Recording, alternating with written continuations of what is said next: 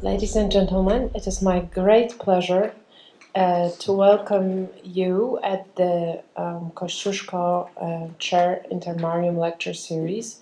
Today our lecture is Encounter with Katyn by Professor Wolsza. Katyn is a major event in the Polish history, an important propaganda topic as well. And we are very pleased to have Professor Wolsza speak about the international implications of the Katyn Forest Massacre at length here at the Institute.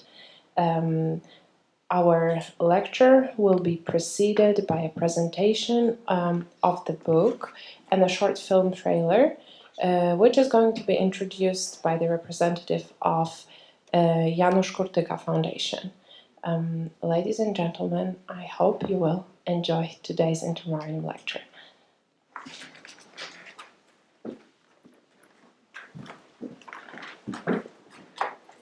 Ladies and gentlemen, I'm very happy to be here. I'm Paweł Kurtyka. I'm the president of the board of Janusz Kurtyka Foundation, and I will be obligatory for me is to tell you a few words about what we do in our foundation and how we want to promote Polish history abroad. First of all, it is neat to notice that Polish history has a big barrier in front of us to be broken because of the language barrier. And this language barrier is so serious that many good writers, good Polish authors, historians are almost not known abroad. There were no or almost no translating programs for history writers because, for example, for literature, there are some programs dedicated to translate the books for Polish authors, but not for science, not for humanistics, not for history, but for literature. And we started in 2015 a program named Nagroda imienia Janusza Kurtyki, so the Janusz Kurtyka Award. And our task was to search for the brilliant books, proceed through the procedure of scientific research and opinions of scientists about this book. And after that, the main task for us was to translate this book into English and issue it in an American or foreign editor company, not in Poland, but abroad.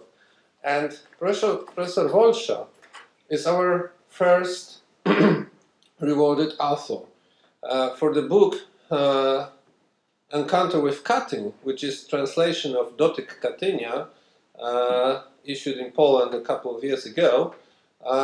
We have our partner as Carolina Academic Press editor, and this book is issued in US in 2,000 copies. So it's available also to buy on Amazon, and it is available also to buy here in promo price for $40. And we have new books also, not only Professor Wolsza, because our program is running, and we have two other authors that win our competition, our reward, and it's Professor Andrzej Falba and Dr. Damian Markowski. And we will be having a promo tour also here in US, but because of cooperation with Ministry of Science in Poland, we also translate this book into German, and we'll have tour to US, to Britain, to Germany, to Austria and Switzerland next year. So we're trying to make a widespread promotion of these books, and I hope that we will continue in next years to bring more books, because we have great authors and we have also the great history.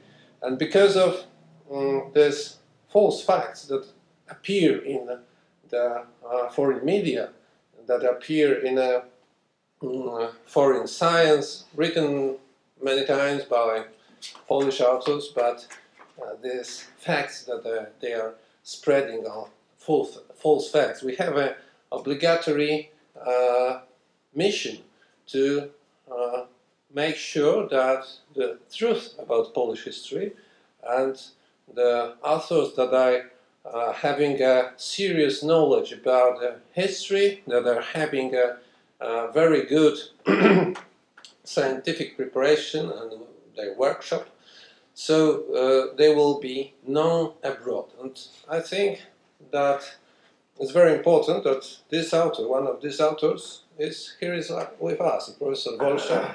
We are finishing our tour in the US. We've been to Houston, we've been to New York, to Chicago, we've been to Washington. We have many good meetings and brilliant lectures by Professor Wolsza. And the last thing I want to say, that our books have one main, let's say, platform for all. Because we wanted also to promote what is unique in Polish history. And this is gene of freedom. Because we Poles, for the almost whole 20th century, thought about our freedom. And because of that, because this gene of freedom, because of that Poles didn't want to be under Russian or German occupation, we have such a unique history. We have such many heroes in our history, but they should be named and their names should be spread abroad, because we know now that the world do not know our heroes. And we all should join our efforts and continue to promote our history abroad, and I hope that in upcoming years we will be succeeded. Thank you very much.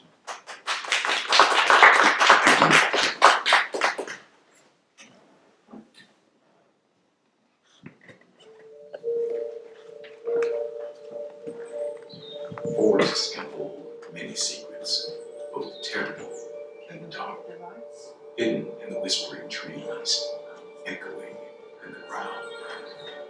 Secrets, lies, screams, gunshots, and truth. This is the tale of a half-century of deceit, but also courage. The untold story of the Katyn Massacre, a brutal murder of thousands of Polish prisoners of war. In the spring of 1940, around 22,000 Polish military and civilian elites were executed in the shadows of the Katyn forest. A terrible history narrated by the witnesses who were kept silent for decades. Encounter with Katyn by Professor Tadeusz Wolsza.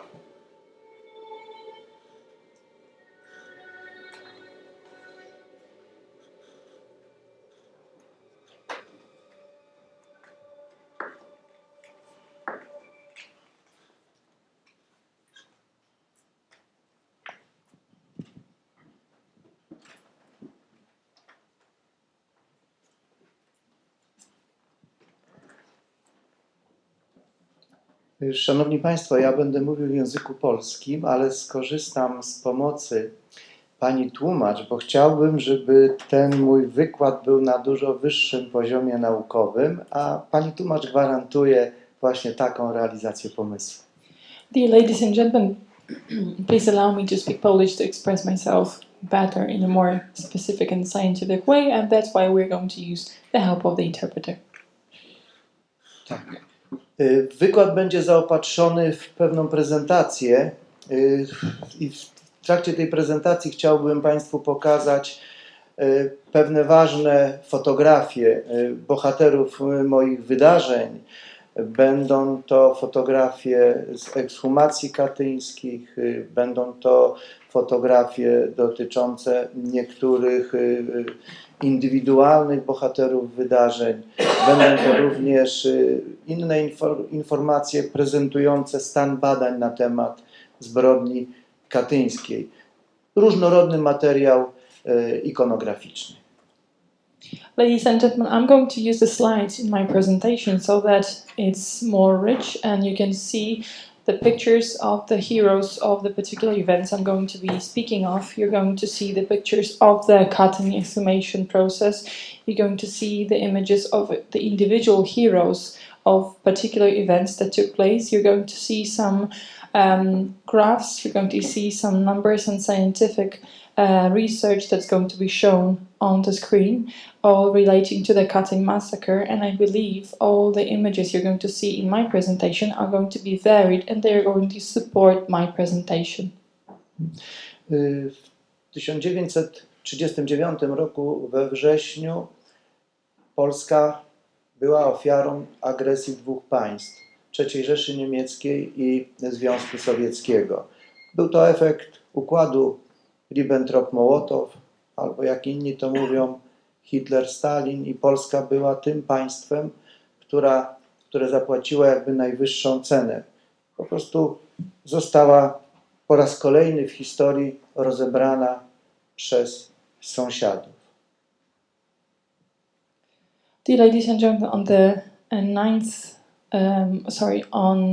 in September 1939, Poland became a victim of two countries. It became a victim of the Third Reich and the Soviet Union. And that was the result of the Pact of Ribbentrop-Mołotow, but also it's called the Pact of Stalin and Hitler. And again, it was Poland who paid the highest price, and again, it was dismembered by its neighbors. Dla naszego dzisiejszego wykładu najważniejsza będzie informacja mówiąca o tym, że do sowieckiej niewoli dostało się około 250 000 polskich żołnierzy. W tym była dość duża grupa oficerów. To było ponad 10 000 oficerów, głównie oficerów rezerwy, w tym ludzi ważnych z polskiego punktu widzenia, bo tam byli i naukowcy, tam byli oficerowie z dużym doświadczeniem, tam byli specjaliści z różnych dyscyplin medycznych, technicznych, to byli również profesorowie wyższych uczelni. Ważne jest również to, że te 21 000 osób, które później były ofiarami zbrodni katyńskiej, to było około 25% polskiej przedwojennej inteligencji. To była elita społeczeństwa polskiego.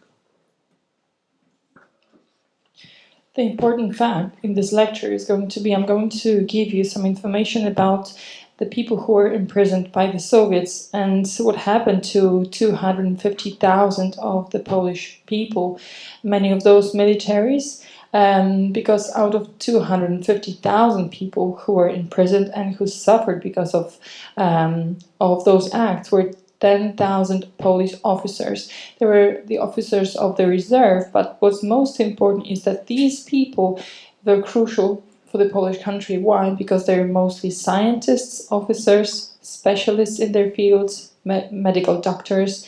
They were engineers and university professors, lecturers. So you can imagine if 21,000 people dies and they are the elite of the Polish country, you can imagine what Poland lost. Polscy oficerowie zostali ulokowani w 3 obozach. Tu widzimy te obozy na mapie. To był Starobielsk, Ostaszków i Kozielsk. Te obozy to nie jest miejsce ich późniejszej, to nie jest miejsce, w których zostali zgładzeni, bo Sowieci wymordowali polskich oficerów niedaleko od miejsc lokalizacji obozów. Były to Katyń, Miednoje i Bykownia.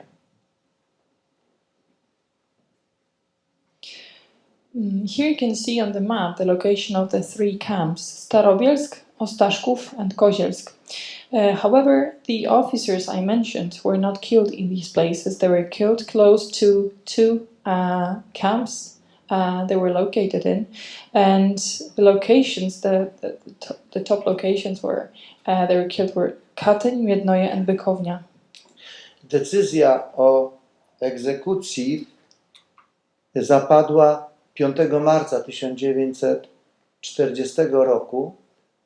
Sam pomysłodawcą był komisarz do spraw bezpieczeństwa wewnętrznego Związku Sowieckiego Ławrentii Beria, który ścisłemu kierownictwu Związku Sowieckiego zaproponował rozwiązanie najbardziej dramatyczne dla Polaków, czyli najwyższy wymiar kary, czyli kara śmierci.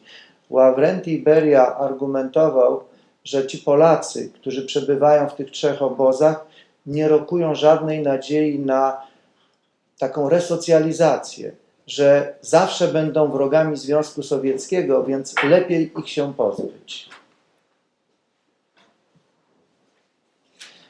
The decision to kill all these militaries was made on the 5th of March of 1940, and the horrible idea giver was the head of the NKVD, which is the secret police of the Soviet Union, Ławrentii Beria. And he offered the most horrible solution he could offer, what to do with the soldiers who were imprisoned in those 3 camps I mentioned. He decided, or the argumentation behind it was that these militaries who were in those camps, they had no hope for the rehabilitation, for any change, and that they would always be the enemies of the Soviet Union, so the only solution for them was to kill them. Egzekucje były przeprowadzone przez NKWD w kwietniu i maju 1940 roku. The executions were made by NKVD in April and May of 1940.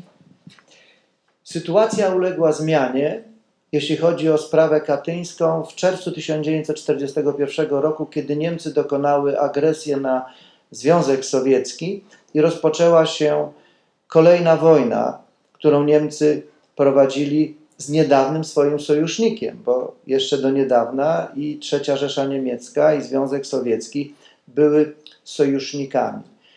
Do tego dochodzi jeszcze jeden bardzo ważny moment, jeśli chodzi o arenę międzynarodową.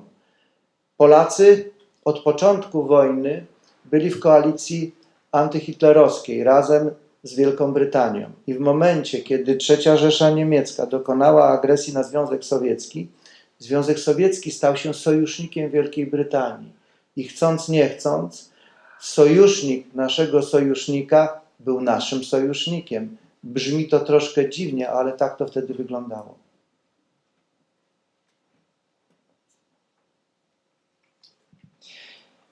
The situation changed in June of 1941 when Germany made an aggression on the Soviet Union, and that gave a beginning to the new war. So the Germany, before they were allies, and then there was the war. And there was one very particular moment on the international arena that was particular for what I'm going to say in the future, is that Poland was in the anti-Hitler coalition together with the UK. And then, after the invasion of the Third Reich, the Soviet Union became the ally of Great Britain. So the ally of our ally became... Sorry, I messed up. Sojusznik naszego sojusznika jest również naszym sojusznikiem. I wrote it wrong. The ally of our ally is also our ally. So it was very peculiar. I ten układ, jaki wówczas powstał, spowodował, że w Związku Sowieckim Polacy mogli odtworzyć swoją nową armię z ludzi, którzy wcześniej zostali deportowani przez Sowietów w głąb Związku Sowieckiego. Te deportacje obejmowały tak mniej więcej około 1 200 000 osób i w tym było sporo młodych ludzi, czyli przyszłych żołnierzy Wojska Polskiego. The system was created in such a way that in the Soviet Union the Poles could finally restore their army using or with the help of the people who were deported by the Soviets very deep into the Soviet Union, and these were around 1,200,000 of people, many of them young people who could become the future of the Polish army. Widoczni na zdjęciu premier rządu polskiego Władysław Sikorski i dowódca polskiego wojska na wschodzie w Związku Sowieckim generał Władysław Anders rozpoczęli poszukiwanie zaginionych oficerów, czyli szukali tych 20 kilku tysięcy Polaków, o których wszelki słuch wówczas zaginął. In the presentation, you can see the picture of two people. One of them is the Prime Minister Władysław Sikorski, Władysław Anders, the head of the Polish military in the east. And these two men, Sikorski and Anders, they started the search of the 21,000 of the Polish military who somehow got lost. Jak się Państwo domyślacie, Sowieci nie przyznali się do zbrodni katyńskiej, kręcili, oszukiwali, podawali fałszywe informacje. Najbardziej taka kuriozalna była taka, której udzielił Stalin Sikorskiemu, że Polacy najprawdopodobniej uciekli do Mandżurii i już nie sposób ich odnaleźć.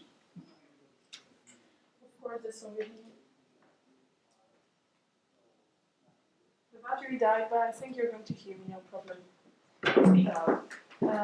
So the Soviet Union never acknowledged what they did, and it comes up and down. So the battery died. The Soviets never acknowledged what they did, and they were misleading, they were lying, they were telling all kinds of sometimes very awkward and ridiculous answers. For instance, Stalin was supposed to tell Sikorski that all these people were maybe lost in Manchuria and they would never come back again, so it was not treated very seriously. I przez pewien czas, od 1941 do 1943 roku, jakby o tej sprawie katyńskiej wprawdzie sporo osób mówiło, zarówno i w Londynie, i w Moskwie, ale nie było żadnych konkretnych rezultatów, które by pozwoliły ustalić los zaginionych Polaków. So between 1941 and 1943 there were many people who spoke about the topic. So these people were gone, but there was no answer as to what happened to these people. So both in London and in Moscow there were people trying to find an answer to what happened to all those people, however, without any particular answer. Sytuacja nagle uległa zmianie na wiosnę 1943 roku, a dokładniej rzecz biorąc w kwietniu, kiedy Niemcy, radio berlińskie, ogłosiło wręcz dramatyczną dla Polaków informację, że w Katyniu, niedaleko Smoleńska, zostały odnalezione groby polskich oficerów, bo przede wszystkim byli to polscy oficerowie, że skala zbrodni jest przeogromna, że być może są to ci oficerowie, których dotychczas poszukiwano i że jest to rzecz jak na tamte czasy niespotykana. Proszę zauważyć, ogłaszają to Niemcy, którzy mają na sumieniu obozy koncentracyjne i obozy zagłady rozproszone po całej Europie, w tym również na ziemiach polskich. Niemcy, którzy zamordowali tysiące polskich obywateli. Tu nagle postanawiają tej sprawie nadać międzynarodowe znaczenie. And the situation changes in spring of 1943 and precisely in April of 1943, where the Germans announced what happened and the discovery that was made. Particularly the radio of Berlin announced that near Katyn, near Smolensk in Katyn, mass graves were found, and possibly they could be the mass graves of the Polish officers, the more than 21,000 people who were lost. And the scale of this massacre and the mass graves was unprecedented. You can imagine how outrageous it was that it was Germany who decided to tell what happened, because they were the authors of the concentration camps in Poland, and not only in Poland. These were the authors of the killings, of the mass killings of different people, and now it's them who decide to give the importance worldwide to what happened and what was found in Katyn. Można zadać pytanie, czym kierowali się Niemcy, nadając tej sprawie tak duży rozgłos międzynarodowy, przy użyciu chyba wszystkich, jak na tamte czasy, wszystkich możliwości, wszystkich technik komunikowania. Bo dość tu tylko zauważyć, że tam, gdzie odkryto groby katyńskie, były obecne kamery filmowe, radio oraz tysiące osób, którym Niemcy chcieli pokazać miejsce zbrodni. You can try to think why the Germans wanted to say very loudly to the world what happened, and they were using all possible techniques of communication. They decided to show the Katyn graves using cameras, video, radio, and they brought many people on the side so that they could see that. To jest ta dacza NKWD w Katyniu, w której Sowieci dokonywali egzekucji polskich oficerów na wiosnę 1940 roku. This is the house in which the cottage house in Katyn when the secret police of the Soviet Union and KGB killed the Polish officers in spring of 1940.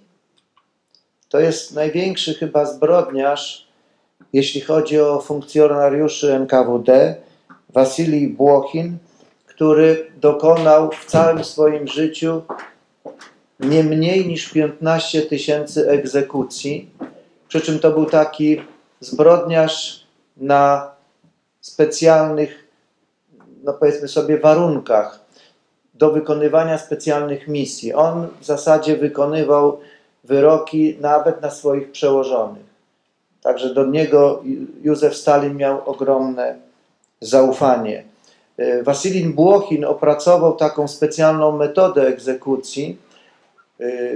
Ubierał się w długi skórzany płaszcz, nosił ochronne okulary, szczelne nakrycie głowy, dlatego że nie chciał się pobrudzić krwią.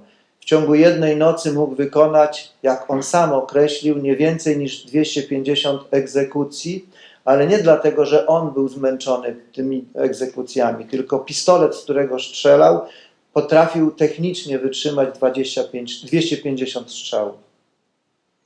On this picture you can see Wasilij Błochin, who was the biggest criminal of all the NKVD, and he personally killed more than 15,000 people. And this is the person who was the biggest criminal, but he was working on very special conditions. He had very special missions. He would even kill his own supervisors, his own bosses. And he was very trusted by Stalin. So all the big missions, everything that was particular was handed over to Wasilij Błochin. And how he was proceeding with all the killings was also very special. And please imagine Wasilij Błochin wearing a very long leather coat, wearing big glasses, wearing hat, everything very tight and blood-proof, because he didn't want to be stained with blood of the people he was killing. And we know that he executed at least 15,000 people in his life. However, per night, he said that he was able to execute not more than 250 people. Why only 250 people, we might say? He was saying that he was not tired of killing people, so he could do more, but the gun he was using was unable to shoot more than 250 times. Można teraz zadać też kolejne pytanie, w którym moglibyśmy zastanowić się nad powodem, dlaczego Niemcy nadali tej sprawie w 1943 roku tak duży rozgłos i tak duże znaczenie. Niemcy uznali, że dzięki nagłośnieniu zbrodni katyńskiej będzie można rozluźnić sojusz amerykańsko-angielsko-sowiecki. Sytuacja na froncie wschodnim była dla nich coraz trudniejsza, więc rozbicie tego sojuszu mogłoby im ułatwić dalsze funkcjonowanie w tej wojnie. We might think about the reason why the Germans gave so much importance and spoke in such a loud voice in public about what happened in Katyn.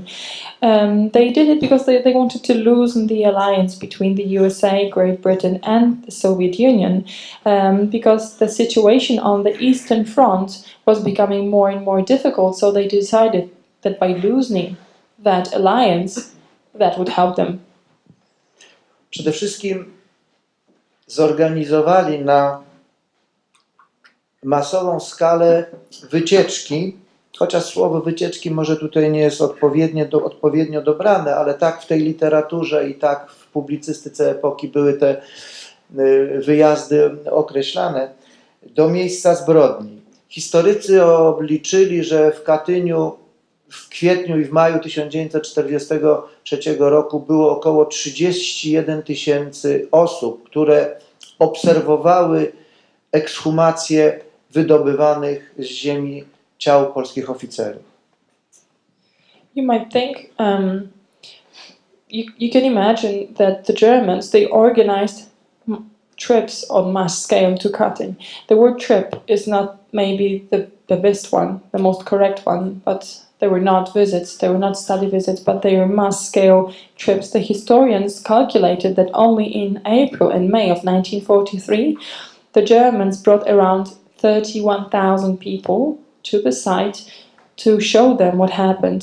And these people were observing the exhumations of the bodies that were taken from the ground. Wśród tych 31 000 było około 30 000 żołnierzy Wehrmachtu, czyli armii niemieckiej, i około 1 000 osób z całej okupowanej Europy. Among those 31,000 people, 30,000 were the German Wehrmacht soldiers, and around 1,000 were people brought from all the occupied Europe. I kolejne pytanie. Dlaczego Niemcy przywieźli ponad 30 000 żołnierzy Wehrmachtu? Another question is why the Germans would bring 30,000 of the German Wehrmacht soldiers to the site. Też jest to dość prosta sprawa do wytłumaczenia. To był moment, kiedy front wschodni niejako dawał Niemcom do zrozumienia, że już są w gorszej sytuacji. Armia Czerwona kontratakuje. Stąd obraz polskich zamordowanych oficerów miał zachęcić żołnierzy niemieckich do większego bohaterstwa. To miała być dla nich przestroga. Niemcy mówili, jak będziecie przegrywali, to skończycie tak, jak zostali zamordowani polscy oficerowie. And the explanation is very, very simple, because on the Eastern Front, the Germans were not doing as great. The Red Army was coming, so bringing all those German militaries to the site was there to warn them and to show them, if you don't stay strong, if you don't fight peacefully, then the same thing might happen to you as it happened to all these people. So you have to be strong fighting back.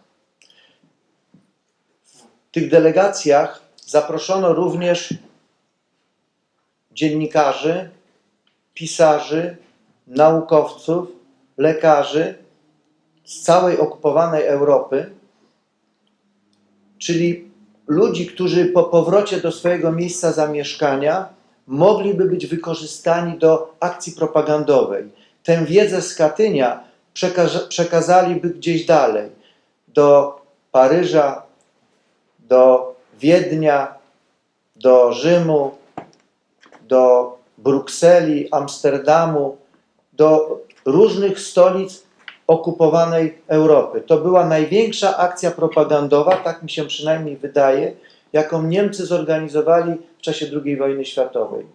Propaganda związana ze zbrodnią katyńską była jedną, albo może nawet największą akcją propagandową. Who are the people, the 1,000 people that were brought to the Katyn forest to see the exhumations of the persons? They were journalists, they were scientists, they were doctors, all coming from the occupied Europe.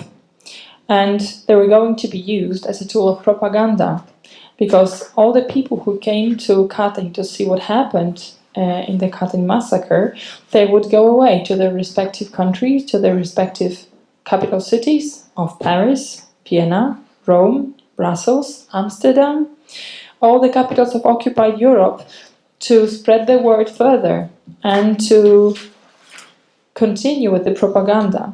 And in my opinion, and the opinion of many historians, that is the biggest propaganda campaign of the Germans during the Second World War that took place. Niemcom szczególnie zależało na tym, żeby tam do Katynia przybyły delegacje złożone obywateli państwa polskiego, z generalnego gubernatorstwa, z kraju Warty, a nawet złożyli zaproszenie dla przedstawicieli rządu Rzeczypospolitej Polskiej, który w tym okresie z uwagi na wojnę przebywał na Wyspach Brytyjskich. Tu mamy generała Mariana Kukiela, który był ministrem obrony narodowej i generał Marian Kukiel bardzo poważnie rozważał propozycję wyjazdu do Katynia. Niemcy gwarantowali Polakom nietykalność. The Germans wanted to bring different delegations to the site, and they even wanted to bring the delegations of the Poles, of the Generalne Gubernatorstwo, General Government at the time.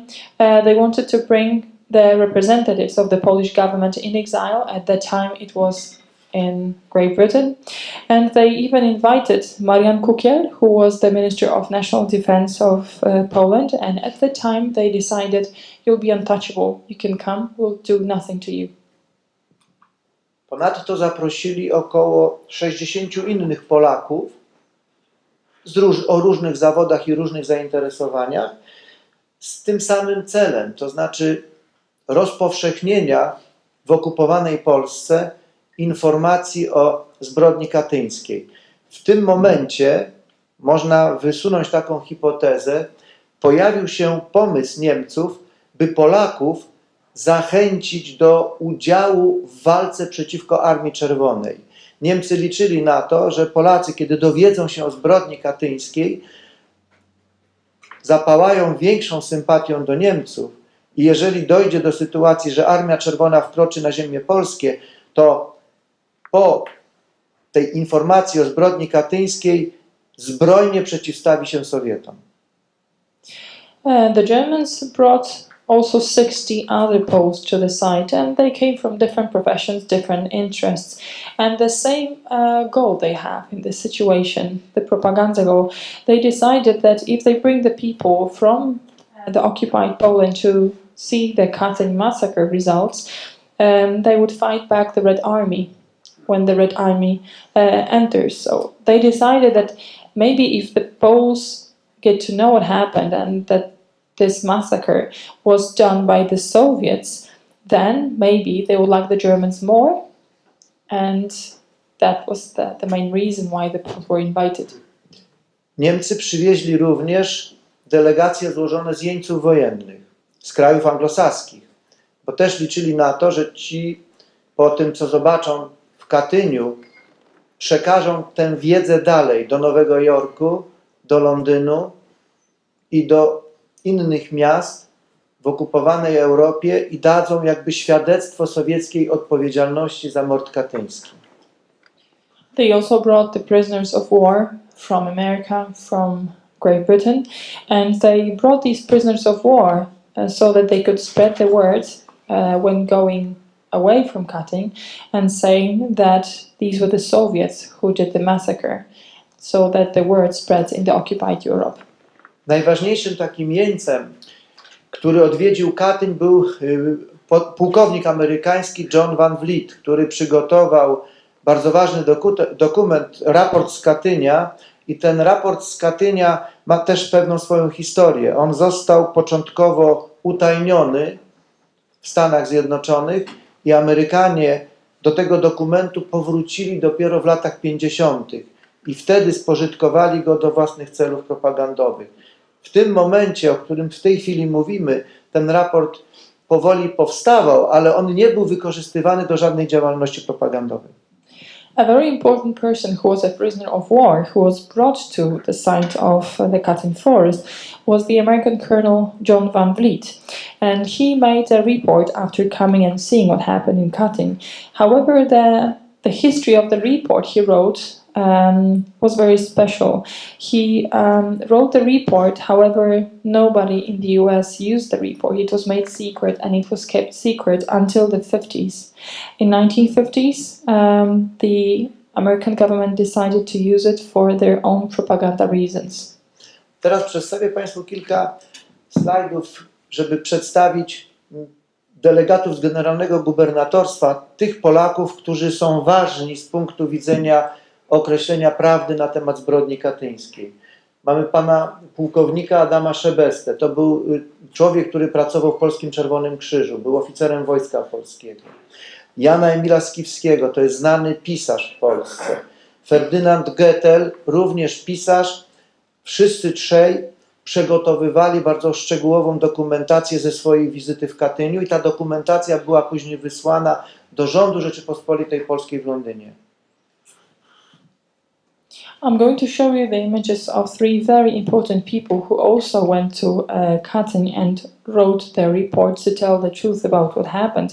You can see Adam Szebesta. He was part of the Polish army. He was part of the Red Cross, officer of the Polish army. Emil Skiwski, Ferdynand Goethel, both writers. And all the three men, they wrote very detailed documentation and sent it to the Polish government in exile.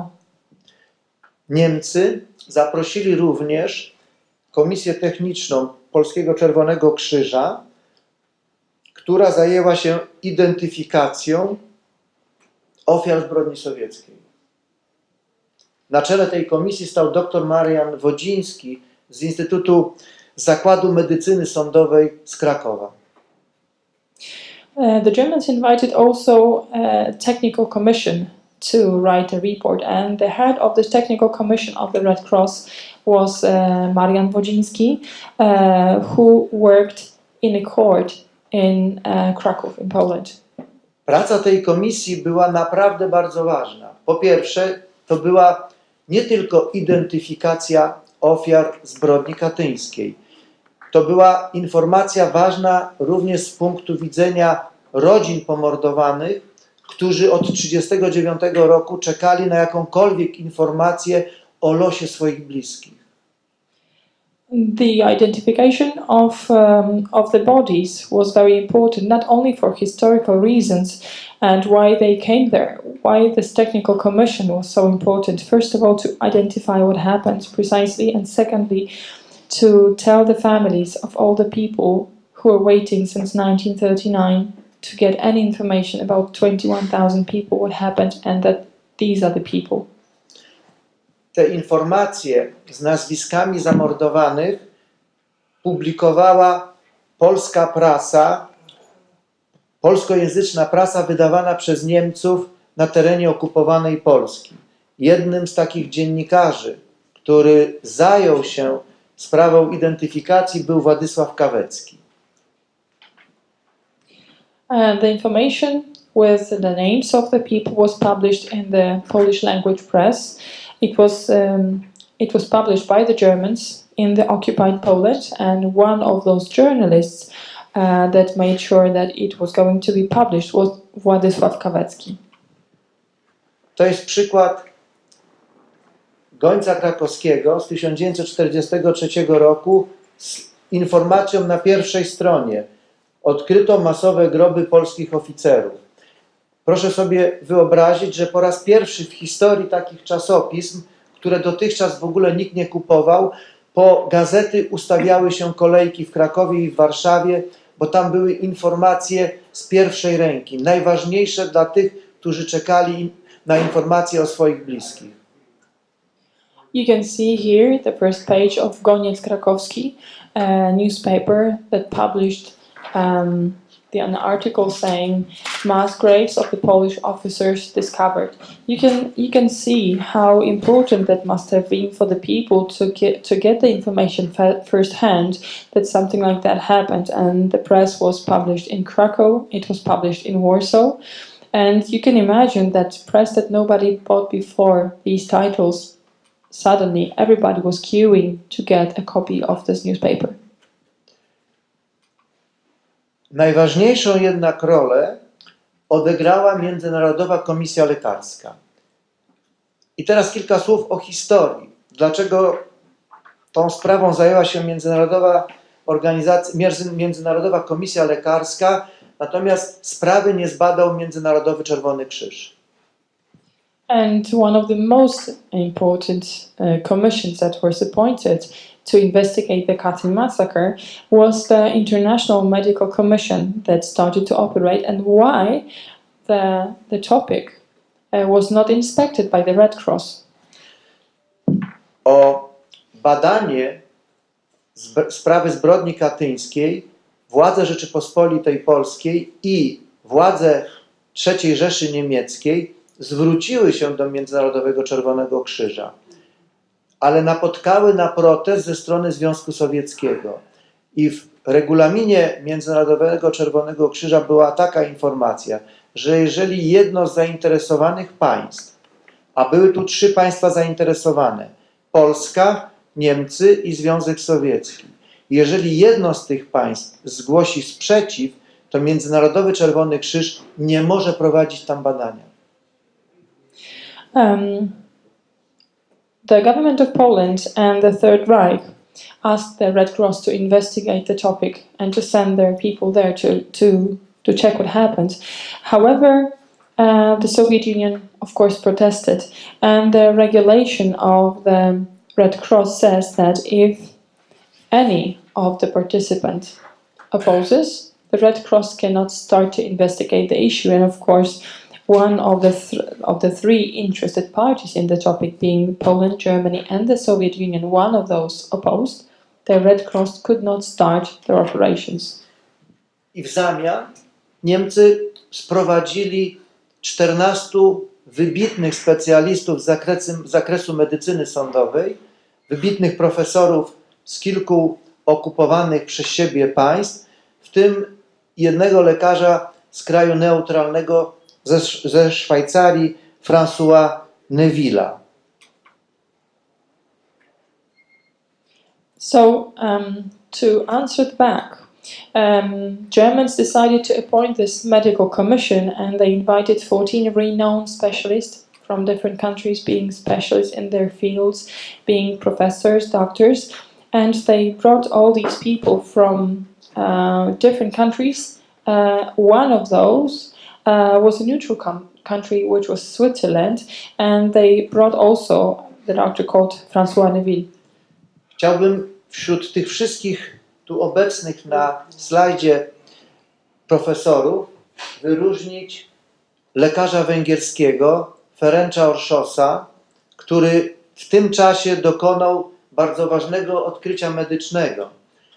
Ferenc Orszos na podstawie przeprowadzonych przez siebie badań wcześniej i tych w Katyniu ustalił na podstawie zachowania szczątków ludzkich przybliżony termin egzekucji. I on w 1943 roku na podstawie badań medycznych stwierdził, że Polacy zostali zamordowani na wiosnę 1940 roku. To było bardzo ważne ustalenie. Wydaje mi się, że gdyby nie warunki wojenne, to jest 1943 rok, to za to osiągnięcie naukowe mógłby być laureatem Nagrody Nobla w zakresie medycyny. Here you can see some of the participants of the medical commission, and I would like to point out the role of Ferenc Orszos.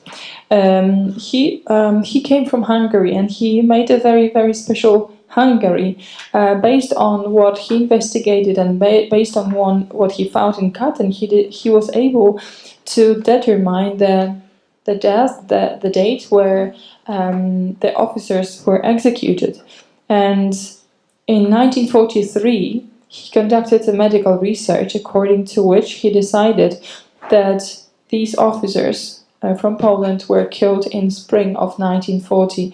Imagine, these were war conditions, these were very old times. Imagine something like this happening now. He would be even awarded a Nobel Prize for medicine or something. At that time he wasn't, of course. Oczywiście nie tylko ustalenia medyków były tutaj decydujące, dlatego że Komisja Techniczna Polskiego Czerwonego Krzyża,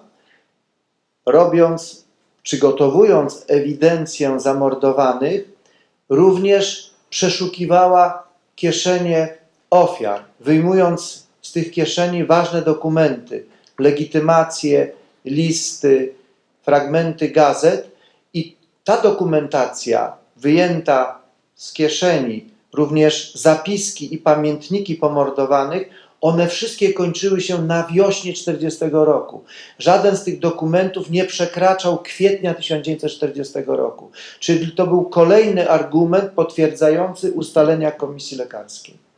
However, it was not only the doctors that decided it was 1940 and that it was spring of 1940. The Technical Commission of the Red Cross, while exhumating the corpses, they were checking the pockets of the people who were murdered, and they found different letters, documents, pieces of newspapers, diaries that were written and hidden in the pockets. And according to all those documentation that was found, all the traces ended up not later than in spring of 1940. So based on the research of the Technical Commission, based on the research of the Medical Commission, they both agreed that the massacre happened in the spring of 1940.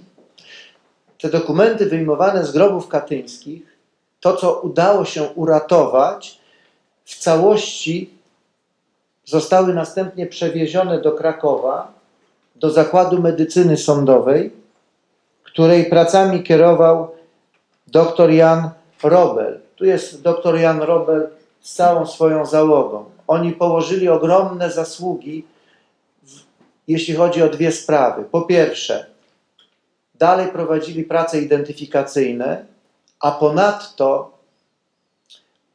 zachowali dla nas, dla historyków i dla wszystkich ludzi zainteresowanych zbrodnią katyńską tę całą dokumentację. Oni niektóre rzeczy przepisywali w 4 egzemplarzach, żeby nie zaginęły, bo po długim pobycie w ziemi niektóre z tych dokumentów po prostu już były prawie że tak zniszczone, że nie były do uratowania i poprzez przepisanie udało się je uratować. All the documents that were taken from the graves in Katyn were saved and sent to the court postmortem department in Krakow under the supervision of Dr. Jan Robel and the team.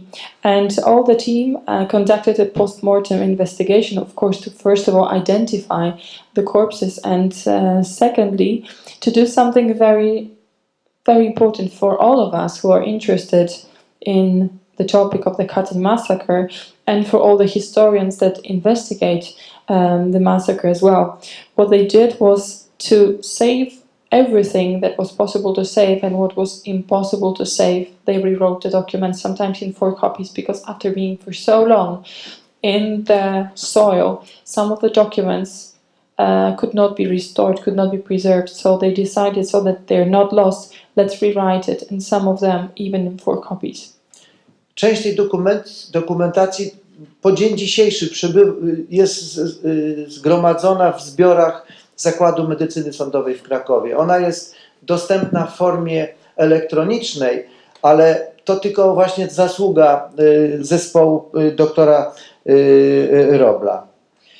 Some of those documents are still in the same place in the Institute of the Postmortem Investigation in Krakow. They are of course now available in electronic copies, but all thanks to the team of Dr. Jan Robel. 3 miesiące po nagłośnieniu zbrodni katyńskiej w Gibraltarze w katastrofie lotniczej zginął premier rządu Rzeczypospolitej Polskiej generał Władysław Sikorski. 3 months later, after the discovery of the Katyn Massacre, the Prime Minister of the Polish government, Władysław Sikorski, dies in a plane crash. To jest ważna data, jeżeli będziemy rozważali w tym miejscu problem roli i znaczenia rządu polskiego na obczyźnie. Bo dotychczas ten rząd był, powiedzmy sobie, takim równorzędnym partnerem dla mocarstw zachodnich. W momencie śmierci Sikorskiego i po katastrofie, po nagłośnieniu przez Niemców sprawy zbrodni katyńskiej, ranga rządu polskiego nagle bardzo mocno zmalała, została osłabiona.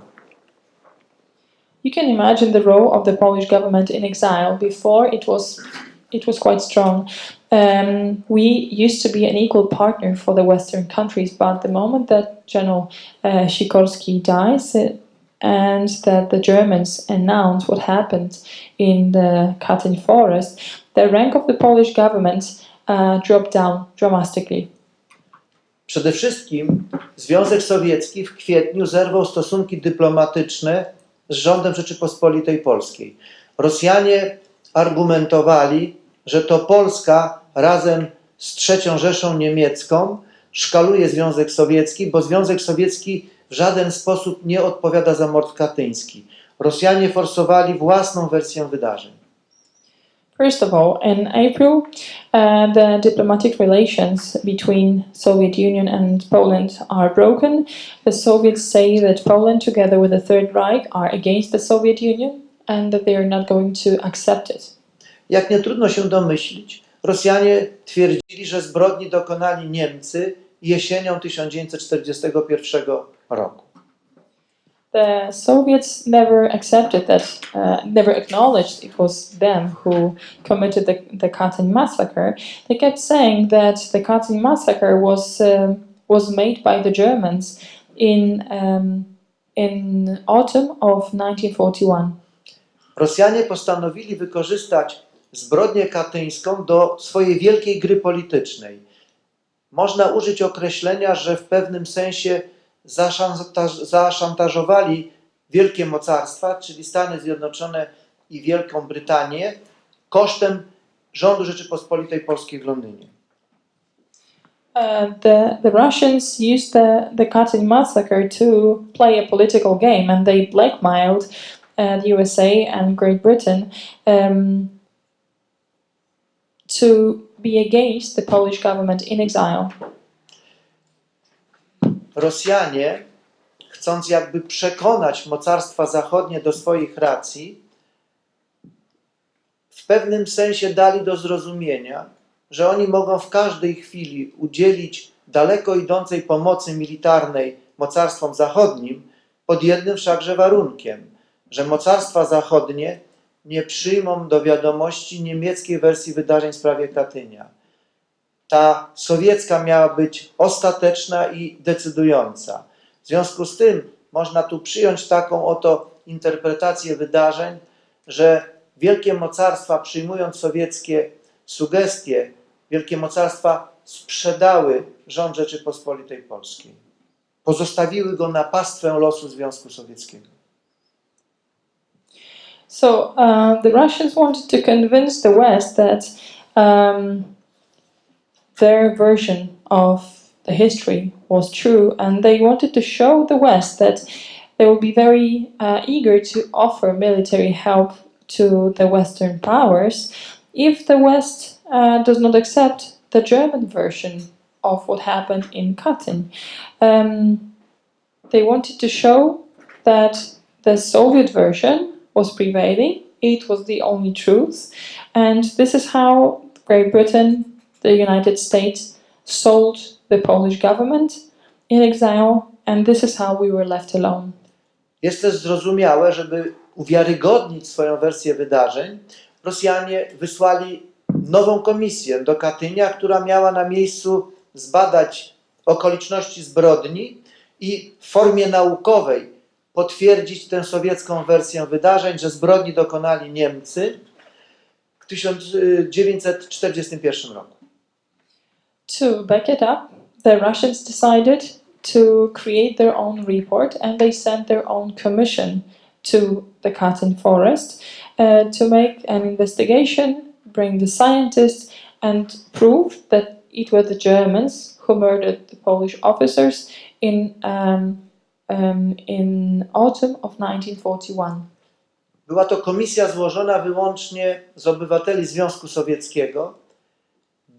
Polscy komuniści, którzy przebywali w tym czasie w Związku Sowieckim, chcieli wejść w skład tej komisji, ale Stalin osobiście ich wykreślił, w tym Wandę Wasilewską. To była taka, powiedzmy sobie, czołowa postać komunistyczna polskich komunistów w Związku Sowieckim.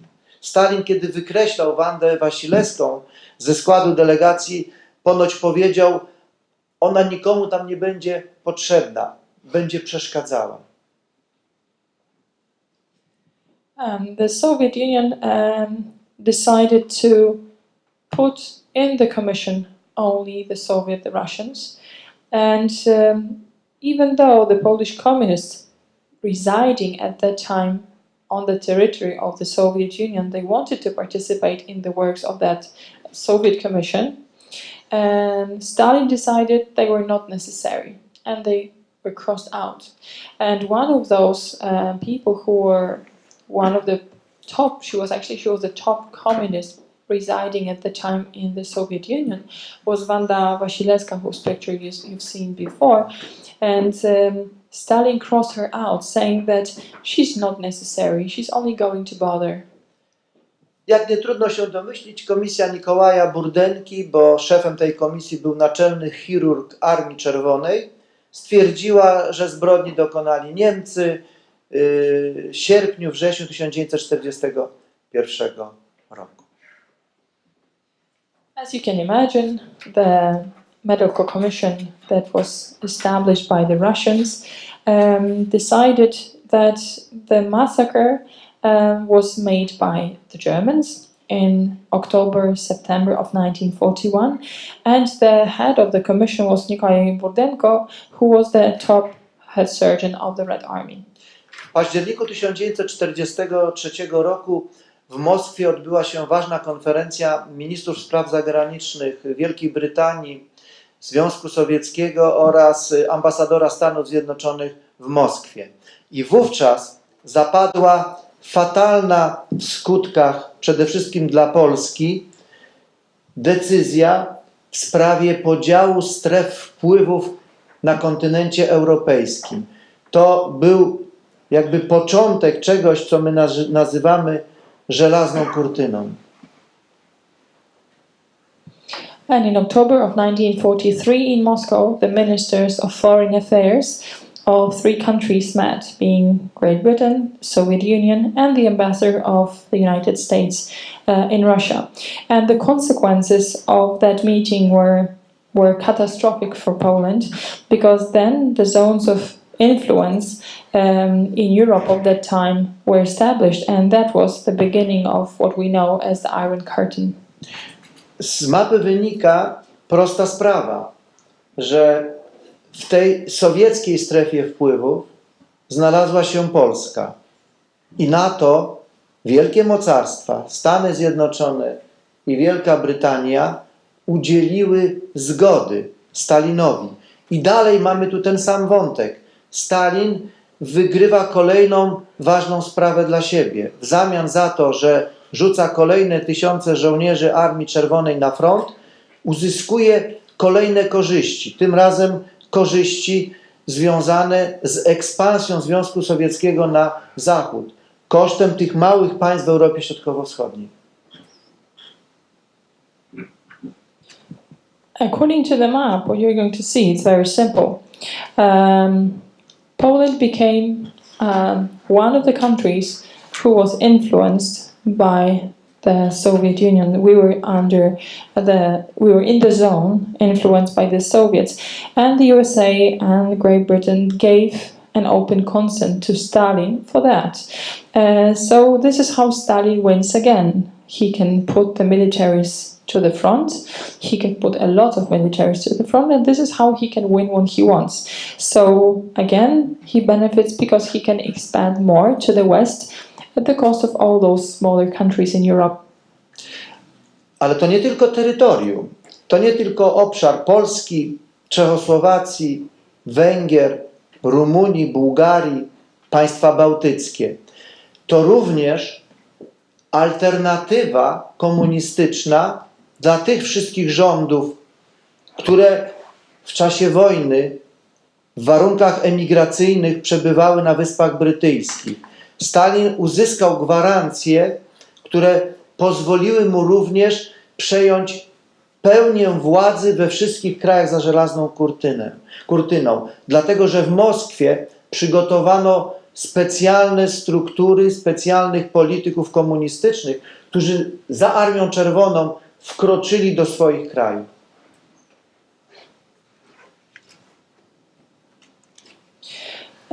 Here, what you can see is not only that the lands were lost, the land of Poland was lost. It's not about the territory of Poland, but it was also about the Czechoslovakia. It was also Romania, Bulgaria, all the Baltic states. What he did was getting an alternative for what was happening at the time. So all the countries that had their governments in exile, they lost the government and the countries because Stalin got a warranty that he would get the full power of all the countries that were behind the Iron Curtain. And this is how, when the Red Army was following and occupying the subsequent countries, the politicians that were previously prepared to take over the respective governments were put in their places. I po wkroczeniu Armii Czerwonej na teren Europy Środkowo-Wschodniej rozpoczyna się proces sowietyzacji tego regionu. Sowieci zaprowadzają tam własne porządki. Sprawa dotyczy polityki, prawa, ekonomii, nauki, oświaty, a nawet sportu. And when the Red Army enters Central and Eastern Europe, what they start doing is the Sovietization of all those states. And the Sovietization referred to different aspects of life. It was politics, law, economy, science, education, even sports. Jedną z ważniejszych rzeczy to jest zakładanie na masową skalę różnego rodzaju miejsc odosobnienia, takich jak obozy NKWD, obozy pracy, obozy koncentracyjne, które są nadzorowane przez służby sowieckie. Na ziemiach polskich Sowieci założyli nie mniej niż 120 obozów NKWD, które funkcjonowały w latach 1945-1946. One of the most important things was that the secret police of the Soviet Union, NKVD, decided to establish camps all around Poland, and they were labor camps, concentration camps, all kinds of camps, at least 120 of those that were managed and supervised by NKVD. They were established and operating in 1945-1946. Jednocześnie rozpoczynają przemysłową eksploatację regionu. Wywożą całe fabryki, różnego rodzaju surowce mineralne i strategiczne, w tym między innymi uran z kopalni położonych w Czechosłowacji, w Polsce, w Estonii i w Bułgarii. At the same time, they begin industrial exploitation of the regions they take over. So they take away factories, they take away all the raw materials they can find, they take all kinds of important things that were found locally, like for instance uranium that was taken from Czechoslovakia, Poland, Estonia and Bulgaria, and they bring it back to the Soviet Union. W czeskim obozie w Jachymowie jednym z więźniów, który nie zgadzał się z polityką komunistów czeskich, był Emil Zatopek, jeden z najwybitniejszych sportowców po wojnie, 4-krotny złoty medalista Igrzysk Olimpijskich w lekkiej atletyce. One of the prisoners of one of those labor camps was Emil Zatopek. He was a prominent athlete, a 4-time winner of the golden medal at the Olympics. He was not agreeing with the politics of the Soviet Union at the time. Oprócz eksploatacji przemysłowej i gospodarczej, sowietyzacja polegała również na walce z Kościołem katolickim i z religią w ogóle. Apart from the industry and economy that was Sovietized, they decided to Sovietize also the religion, the Catholic religion and religion whatsoever. Prześladowani byli najwyżsi dostojnicy kościelni.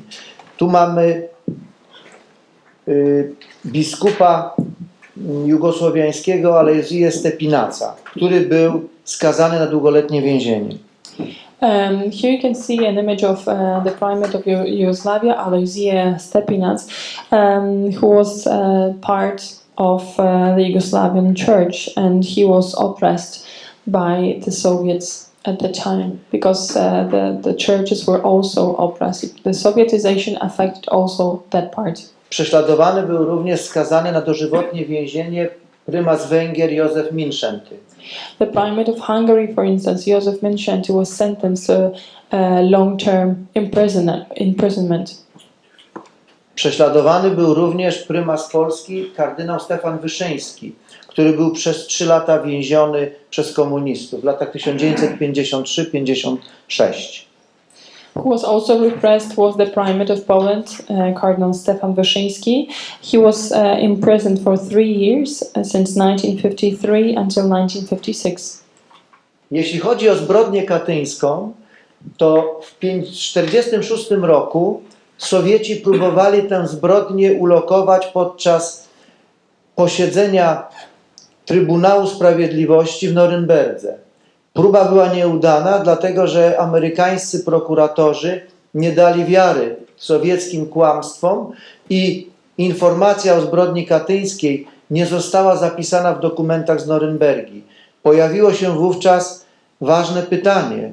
Jeżeli nie Niemcy, bo tak Sowieci twierdzili, to kto? I wszyscy, którzy znali historię, potrafili odpowiedzieć, że zbrodni dokonali Sowieci. In 1943, the Soviets wanted to locate the Katyn Massacre in the Tribunal of Justice in Nuremberg. However, the American persecutors did not believe the Soviet version, and the Soviets were trying to say, so if the Katyn Massacre was not made by the Germans, then it was made by whom? And of course the people at the time knew the truth, that it was the Soviet Union who was the author of the Katyn Massacre, and the Katyn Massacre events were not inscribed in the documents of the Nuremberg trials we know. W Stanach Zjednoczonych sprawa zbrodni katyńskiej powróciła do porządku dziennego za sprawą komisji Raya Madena, kongresmena amerykańskiego, który w imieniu najwyższych instytucji rządowych w Stanach Zjednoczonych z zespołem badał historię zbrodni. Komisja Raya Madena ustaliła, czy też potwierdziła wcześniejsze ustalenia niemieckie, że zbrodni dokonali Sowieci w 1940 roku. In the USA, the Katyn Massacre comes back thanks to the Ray Madden Committee. He was an American congressman, and he started the investigation again. And the American investigation revealed, of course, acknowledged that the massacre was made by the Soviets in spring of 1940. Jednocześnie na łamach bardzo poczytnego czasopisma Reader's Digest ukazał się artykuł na temat odpowiedzialności za zbrodnię katyńską. Po raz pierwszy, można powiedzieć, w historii tego czasopisma Polacy jakby przeforsowali swój pomysł, bo to Polacy zabiegali o tę publikację, a Amerykanie mogli się dowiedzieć o kulisach zbrodni. Reader's Digest, nie muszę Państwa do tego przekonywać, było tym czasopismem, które było czytane i przez gospodynie domowe, i przez urzędników państwowych, i przez najważniejszych polityków w Stanach Zjednoczonych. And you can see here a copy of an article that was published in the Reader's Digest, which at the time was a very much read newspaper. And finally, the accountability for the Katyn Massacre was ascribed to the Soviet Union. It's very important because it's not the Reader's Digest that wanted to publish the article about the massacre. It's been the Poles who insisted on the publication, and they wanted to have a publication in a very popular title that was read not only by the ladies who stayed at home and cleaned the houses and took care of the families, but also politicians and all kinds of classes of people, so that this information could reach all groups of all social groups. W komunistycznej Polsce nie można było mówić o zbrodni katyńskiej. Zajmowanie się zbrodnią, mówienie o niej prawdą było karane więzieniem. W związku z tym na temat zbrodni katyńskiej Polacy wypowiadali się na emigracji, poza krajem. Były to książki przygotowane przez ludzi, którzy albo byli w sowieckich łagrach, albo w 1943 roku wizytowali miejsce sowieckiej zbrodni. In the communist Poland, you could not speak about the Katyn Massacre. Everybody who spoke about what happened in Katyn was at risk of being put to jail. So who spoke about the Katyn Massacre? All the Poles in emigration, they prepared the books. They were the people who decided to spread the word, and these were the people who were somehow put in the Soviet camps or who visited the site in 1943. So they decided to speak about it, write about it, but they could write about it outside of Poland. Tu jest okładka najważniejszej książki wydanej w 1948 roku w Londynie pod patronatem generała Władysława Andersa, Zbrodnia katyńska w świetle dokumentów. This is the most important book about the Katyn Massacre that was published in London in 1943 under the patronage of General Władysław Anders. It was the Katyn Massacre in the light of the documents. Ważną osobą, jeśli chodzi o pisanie na temat zbrodni katyńskiej, był znany polski pisarz Józef Mackiewicz, który w 1943 roku też wizytował miejsce sowieckiej zbrodni. An important person who spreaded the word as well was a very famous Polish writer, Józef Mackiewicz, who visited the Katyn site in 1943. Stanisław Swianiewicz, profesor Uniwersytetu w Wilnie, w 1940 roku był sowieckim więźniem. Przeżył cudownie. Można powiedzieć, że pomiędzy życiem a śmiercią dzieliło go 10 minut. Sowieci go oszczędzili. Po wojnie zajmował się zbrodnią katyńską, pisał książki na ten temat. Another person who wrote a book about what happened in Katyn was Stanisław Swianiewicz, who was a university professor in Vilnius. And in 1943 he was a Soviet prisoner who was saved, but it was just a minutes away because it was like 10 minutes before his death and life. Luckily he got alive, and after he knew what happened, he would write a book. Profesor Janusz Zawodny był pierwszym polskim historykiem, naukowcem, który bardzo szeroko zajął się zbrodnią katyńską i publikował swoje prace na terenie Stanów Zjednoczonych w języku angielskim i bardzo przysłużył się do informowania amerykańskiego społeczeństwa właśnie na temat mordu z 1940 roku. Janusz Zawodny was the first Polish researcher who published his books in the USA, and he greatly contributed to informing the American society about what happened in Katyn in 1940. To jest jedna z książek profesora Janusza Zawodnego. This is one of the books by Janusz Zawodny that was written in English. Jeśli chodzi o Związek Sowiecki, to Rosjanie oficjalnie przyznali się do zbrodni katyńskiej, do popełnienia zbrodni katyńskiej w kwietniu 1990 roku, w 50. rocznicę mordu. 13 kwietnia 1990 roku agencja prasowa, sowiecka agencja prasowa TASS podała informację, że za zbrodnię odpowiada NKWD. I to była jakby decydująca informacja, która w pewnym sensie zakończyła międzynarodową dyskusję na temat ustalenia sprawców mordu w Katyniu. In terms of the Soviet Union acknowledged that the Katyn Massacre was committed by the Soviet Union only in April of 1990, which means 50 years later, on the 15th anniversary of what happened. Precisely on the 13th of April 1990, the Soviet press agency TASS acknowledged that it was the NKVD, the secret police of the Soviet Union, responsible for the Katyn Massacre. And that was a decisive moment because it ended the debate that was ongoing for 50 years to establish who was the author of the murders.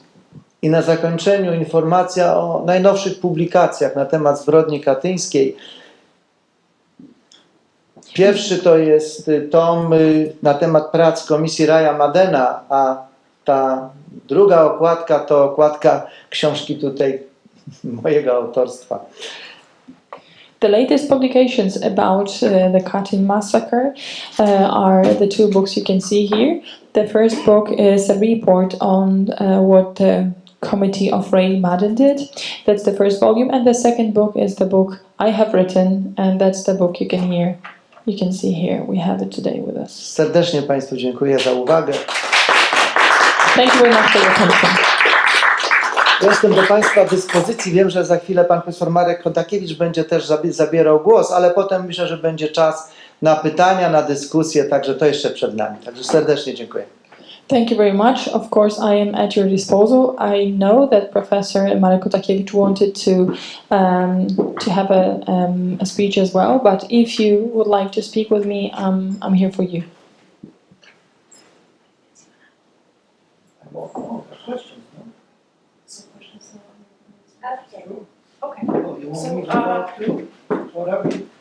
Okay, so let's do the questions first. Do we have any questions from the audience? When it's hot. Are there any questions for our lecturer from the audience? Can I have one question? Yes. Oh yeah, sure.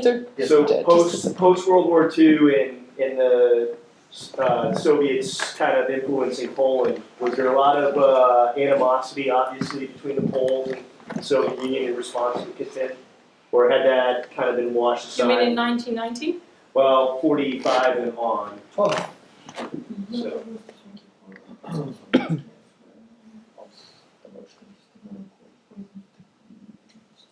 Leading to perestroika. I think you have to repeat because I got lost. Animosity between Polish and the Russians in result of them becoming a iron curtain country. Was there a lot of animosity between the two, or did they just willingly submit to the Russians in response to Katyn?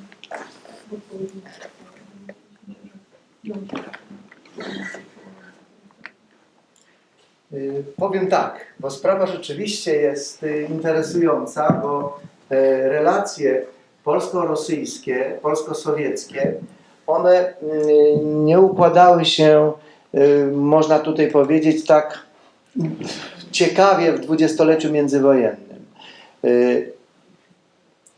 Związek Sowiecki w dwudziestoleciu międzywojennym zaplanował eksport komunistycznej rewolucji na zachód. Może ja dam, bo to będzie dość długo. Dobrze. So that's a very, very interesting question. And it's interesting because the relations between Poland and the Soviet Union in the between the First and the Second World War were very special. The Soviet Union decided to plan the export of Komunistyczną rewolucję. of the communist revolution to the West. I pierwsza próba realizacji tego eksportu, to był taki pomysł sowiecki na zdobycie władzy w całej Europie, był przeprowadzony w 1920 roku, w czasie wojny polsko-bolszewickiej, którą Rosjanie przegrali. Sromotnie pod Warszawą ponieśli druzgocącą klęskę w Bitwie Warszawskiej i w Bitwie nad Niemnem. The first attempt to export this was they decided to gain power, and in 1920 there was the Polish and Bolshevik War that the Russians lost, and they lost the Battle of Warsaw, and they lost the Battle of Niemno. So it was the collapse of their idea. I o tej klęsce z 20 roku cały czas pamiętali. To było upokorzenie dla komunistów sowieckich. Taka sromotna klęska pod Warszawą to dla nich było upokorzenie. I niektórzy uważają, że to, co się wydarzyło w 1940 roku w Katyniu, to był w pewnym sensie rewanż za wydarzenia sprzed 20 lat. Że to była taka forma zemszczenia się na Polakach.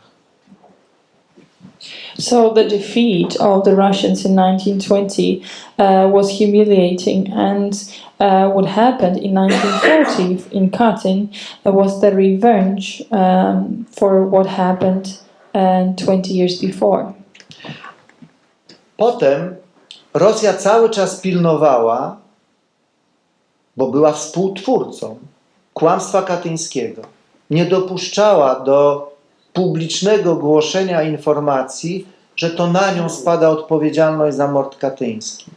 I widzimy to i w 1943 roku, w 1944, w Jałcie w 1945 i potem, jak wykreowała władzę komunistyczną w Polsce. Rosja była strażnikiem kłamstwa katyńskiego. Można użyć tego określenia. Ona zmusiła pozostałe państwa w Europie Środkowo-Wschodniej do pilnowania tego kłamstwa katyńskiego. So, Wait a moment. I gotta go. Okay. We have a class. Oh, go ahead. so the Russians were the co-creators of the Katyn Lie, and they never allowed anybody to believe any other version. And we see that in 1943, we see that in 1944, in what happened in Yalta in 1945. They didn't allow that anybody would say that it was them who committed the crime. So they were the first guardians of the Katyn Lie. I would even say the word guardians. And they didn't allow that any of the Western states would oppose to that. Natomiast w latach 80. XX wieku, kiedy w Rosji zaczęły się pewne przemiany polityczne, jest zrozumiałe, że do dyskursu publicznego powróciły zbrodnie stalinowskie, w tym również zbrodnia katyńska. And in 1980s of the 20th century, when in Russia all the political changes started, the discourse was enriched again by the massacres and the crimes committed in the communist times, all the Stalin crimes and Katyn crime and massacre as well. I proszę zauważyć, jakiego manewru zastosowali komuniści w Związku Sowieckim. Mianowicie dokumenty dotyczące zbrodni katyńskiej przekazali komunistycznym władzom w Polsce, generałowi Jaruzelskiemu. To chodziło o jakby pokazanie, że tu władze komunistyczne w Związku Sowieckim wspierają jakby władze w Polsce komunistyczne i że to nie jakaś emigracja polska, nie jacyś ludzie z opozycji demokratycznej w Polsce, którzy zabiegali o zbrodnię katyńską, będą mieli największe zasługi w wyjaśnieniu zbrodni katyńskiej. Tylko właśnie komuniści komunistom. To był pewien wybieg i to zrealizowali, bo to jest przecież przełom lat 80., 90. To był kolejny wybieg komunistów w obu krajach, który jeszcze miał bardziej zamydlić sprawę zbrodni katyńskiej. And you can see the very interesting maneuver of the Soviet Union, because all the documents of the Katyn Massacre before, they were in the Soviet Union, and then they were passed on to General Jaruzelski, who was a communist authority of Poland. And this is how the communists of the Soviet Union supported the communists in Poland. They didn't want the Democrats or whoever else than communists to ever get these documents, try to investigate more about the Katyn massacre. So it was like the communists to the communists. And that was what happened in the end of the 90s, beginning of the, end of the 80s, beginning of the 90s. It was still ongoing to pull the wool over people's eyes. Pytał pan o pierestrojkę. I tu rzeczywiście zbrodnia katyńska odgrywa tam dość istotną rolę. Dlatego, że zbrodnia katyńska jest jedną z ważniejszych elementów tej pierestrojki. Dlatego, że utożsamieniem zbrodni katyńskiej jest tak zwany pakiet numer 1. Pakiet, w którym są dokumenty zbrodni katyńskiej. I te dokumenty są przekazywane pierwszemu sekretarzowi Komunistycznej Partii Związku Sowieckiego, następcy. Czyli to jest jakby ważna rola w całym tym dyskursie politycznym w Związku Sowieckim. And what you mentioned about perestroika, it's very much related and it's very important because the Katyn Massacre was a very important element of the perestroika because the most important document was the package number 1, which were the documents of Katyn that were passed on to the first secretary of the Soviet Union or the person after him. So that was a very important role in all that happened in perestroika. Do we have more questions? Thank you. Thank you. I'm not sure of the timing, but about 9 years ago or something, when most of the top of the Polish government went down with that aircraft during when they were going to commemorate the Katyn Massacre. Has any investigation ever showed what exactly happened? About the plane crash. Right.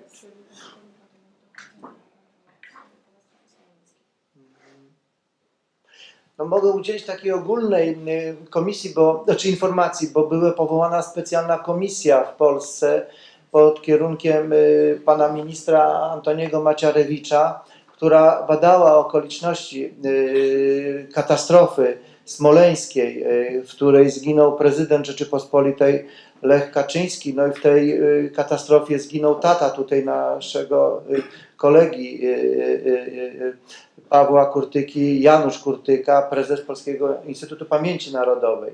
I do tego władze polskie no, w tej chwili i jeszcze powiedzmy sobie kilka lat temu przykładały dużą wagę do wyjaśnienia okoliczności zbrodni, ale z uwagi na, powiedzmy sobie, stanowisko władz Rosji jest trudno ustalić szereg faktów, dlatego że Polska nie ma dostępu do wraku i też były utrudnione dotarcie do różnych innych dokumentów. Nie jest wykluczone, że część tej dokumentacji została też w sposób jakiś spreparowana. Stąd trudno w tej chwili powiedzieć, jaki będzie termin przygotowania dokumentu w takim ostatecznym kształcie z pracy komisji Antoniego Macierewicza. Komisja cały czas pracuje i komisja czyni pewne ważne ustalenia, ale jeszcze końcowego dokumentu na ten temat nie było.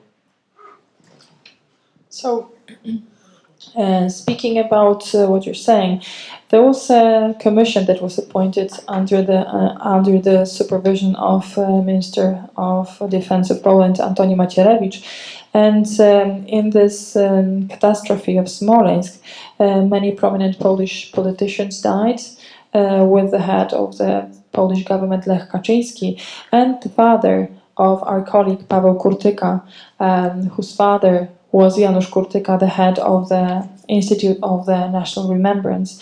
And so some years back, people paid more attention to explaining the catastrophe, but it's very difficult taking into account the position of the Russians and their stance, because it's difficult to explain things when we don't have access to the wreck of the plane and if we don't have access to the documents. Some documents might have been altered, and so the commission is still working, but we don't have the final report of the commission that is led by Antoni Macierewicz. Is there another question? Yes, please. This would be back to the German decision to make it a propaganda campaign. Was that, do you know why did they decide to pick this incident to make it a propaganda campaign? Ja o tym wspominałem w swoim wykładzie, być może za krótko, trzeba byłoby więcej o tym powiedzieć, ale ta propaganda przerosła takie powszechne oczekiwania co do skali zjawiska. Niemcy doszli do wniosku, że dzięki tej propagandzie zrealizowanej w całej okupowanej Europie we wszystkich krajach, w których mieli dostęp do środków masowego przekazu, będzie można zbudować taką antysowiecką opinię publiczną.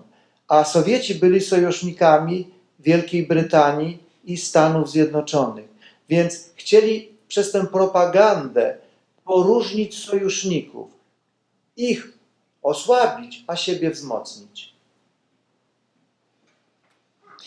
I think I mentioned about that in my presentation, but maybe I didn't dedicate too much time and attention to that particular topic. The propaganda outscaled the expectations of the propaganda. They decided that thanks to the propaganda in all the countries of the occupied Europe, they would use all kinds of the mass media to spread the world and to build an anti-Soviet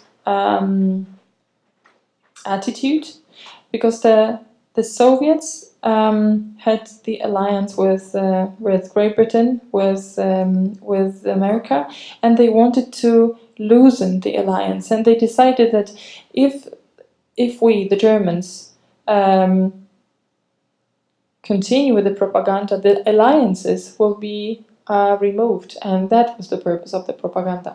I to nie była taka zwykła propaganda prasowa, bo to były filmy dokumentalne w języku niemieckim, francuskim. To były broszury, plakaty, czasopisma i szacuje się, że nakłady tych czasopis osiągnęły kilka milionów egzemplarzy. To były te delegacje zjeżdżające z wielu krajów, czy przeogromna skala zjawiska, no wręcz niespotykana, jak na tamte czasy. Bo proszę zauważyć, żeby przewieźć 1000 osób z Europy Zachodniej do Smoleńska, trzeba było to zorganizować drogą lotniczą. To był rok 1943.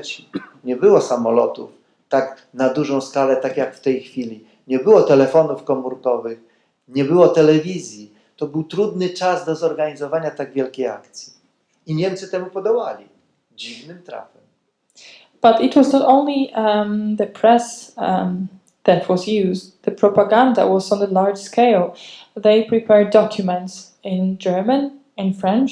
They prepared brochures. They prepared posters. They prepared magazines that were sold in millions of or that were distributed in millions of copies. You can imagine that the scale of the trips to Katyn was just immense. Can you imagine how to transport 1,000 people from Western Europe to Katyn, to Smolensk? That was 1943. There were no planes like we have Ryanairs or any airlines now. There were no planes, there was no TV, there were no cell phones. How do you organize the transport of 1,000 people in groups to the Katyn forest? One last question. Is there any more questions? Can I have one final question? Oh, sure. Because I prepared myself for your presentation as well. I read that people checked that it must have been spring of 1940 because of the trees that were planted on the graves. That were planted on the graves, and that they cut the trees and then investigated that these trees must have been planted in spring 1940. Was it later or was it at the time?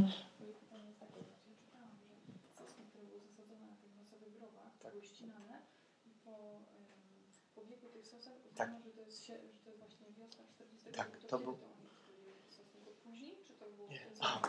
Pytanie, które pani tłumaczka zadała, ono jest istotne, bo to ja mówiłem o tych różnych sposobach i metodach ustalania terminu zbrodni. Mówiłem o Ferrandzie, Orszosie, mówiłem o tych dokumentach wyjmowanych z kieszeni, ale również Niemcy zaprosili swoich specjalistów z różnych dyscyplin naukowych. I jednym z tych specjalistów był profesor od spraw leśnych, leśnictwa. I rzeczywiście, tak jak tu pani powiedziała, były ścinane drzewa i po ilości tych krążków na pniakach ustalano wiek zasadzenia drzewa. I te drzewa rzeczywiście po przebadaniu, te sosenki, które zostały sprawdzone, ich okres, ten okres, w którym one tam rosły, wskazywał na zasadzenie w 1940 roku. Czyli po egzekucji natychmiast te groby zostały posadzone świeżymi drzewami, żeby ukryć zbrodnię. Tak, tak, bo te nowe sosny jakby wskazywały miejsce nielegalnego pochówku. So the answer to the question was one of the methods to identify what was the time when the massacre was committed. Of course, I mentioned Ferrand.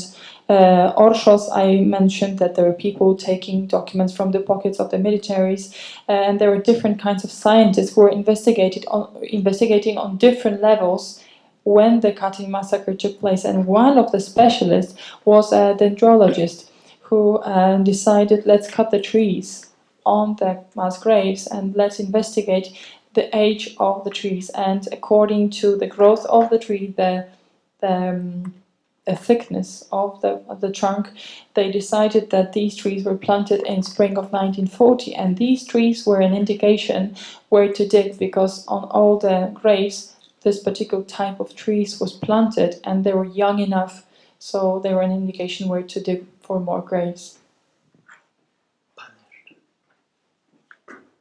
One quick question. Wouldn't ballistics, examination of the bullets found in the heads have indicated definitively that the Russians were the assassins?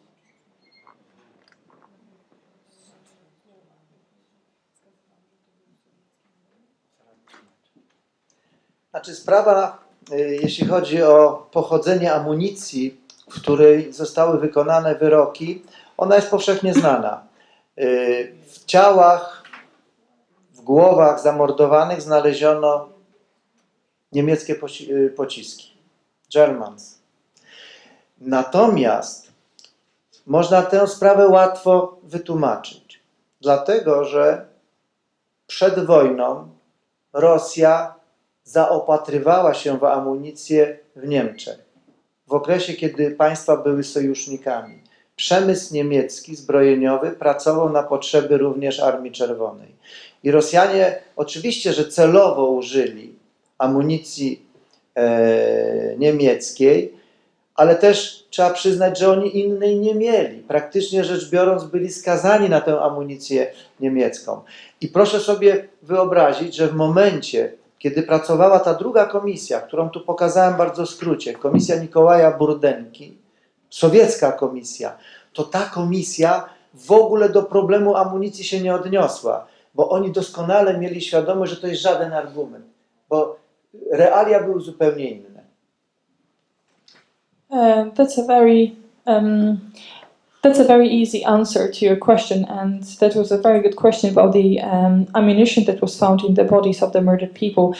It was a German ammunition, but it's very easy to explain it, because before the war, Russians bought ammunition from the Germans. There were before allies, so the German military industry was working also for the Russians. The Russians were buying the German ammunition. And Russians, of course, in the Katyn massacre, they used the German ammunition on purpose, but secondly, they didn't have any other ammunition, so there was no other option to use different kinds of ammunition, so they wanted to use the one they had from the Germans. And the second medical commission I showed you, that was directed by Mikołaj Burdenko, the Russian committee, they never mentioned the use of the ammunition because it was so obvious that even if they indicated that they were German bullets, it would not prove anything because they didn't have any other bullets. Finish. I am very happy to invite Professor Chodakiewicz to conclude our lecture.